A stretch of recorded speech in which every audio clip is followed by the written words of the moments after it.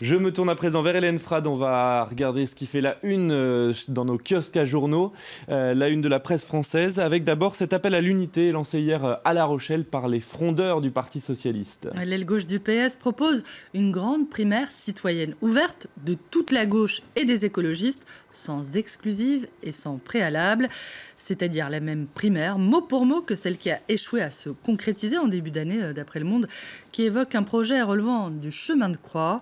Pourquoi les frondeurs expliquent-ils à présent que ce qui est apparu impossible en janvier 2016 sera possible en janvier 2017 ?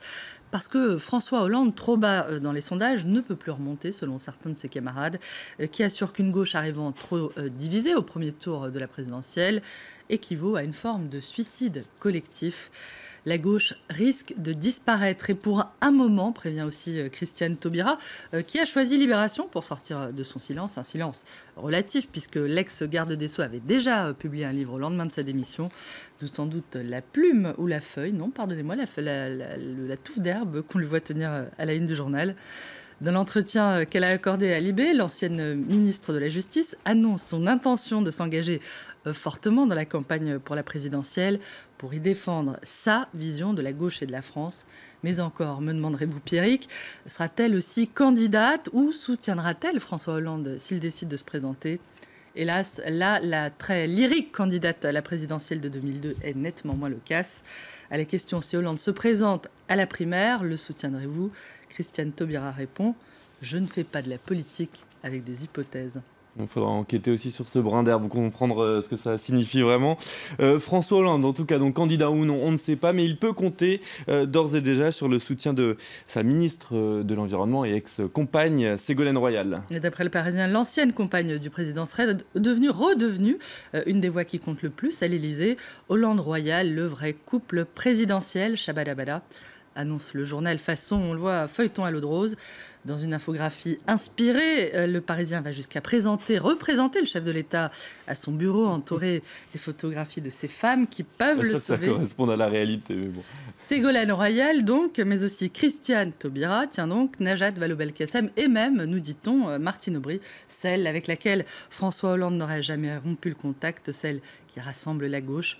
Pour parfaire le vaudeville, sans doute, et ne fâcher personne peut-être, le Parisien n'oublie pas de mentionner le soutien discret apporté par l'actuelle compagne du président, l'actrice Julie Gaillet, que l'on ne verra pas battre les estrades aux côtés de François Hollande, précise le journal, qui le montre, on le voit, casqué, objet de cette remontrance de Manuel Valls.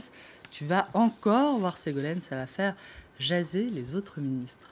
Le Premier ministre qui est monté au créneau ce week-end pour répondre aux attaques de Nicolas Sarkozy sur la lutte engagée contre le terrorisme par François Hollande. Et le candidat à la primaire du Parti Les Républicains a accusé son successeur de ne pas assez protéger les Français, ce à quoi Manuel Valls a répondu en assurant que l'ex-président faisait, lui, le jeu du Front National.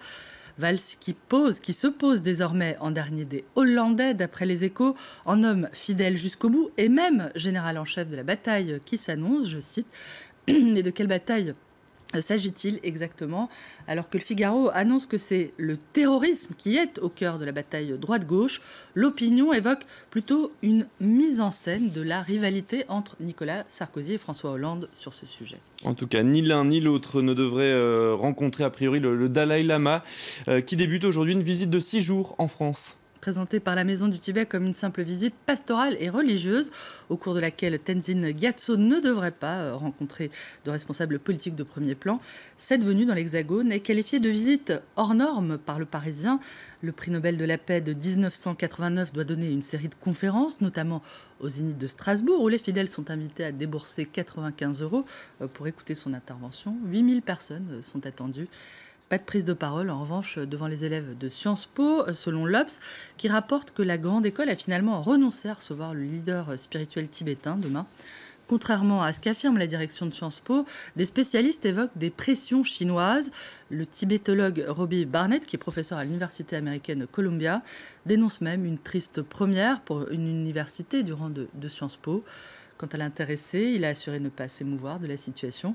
Dans une interview au Monde accordée il y a 2 jours, le Dalai Lama déclarait n'avoir rien à dire aux officiels et préférer parler du bonheur à ceux qu'il souhaite.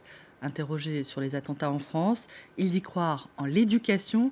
Il faut inculquer un sens de l'unité de l'humanité, dit-il.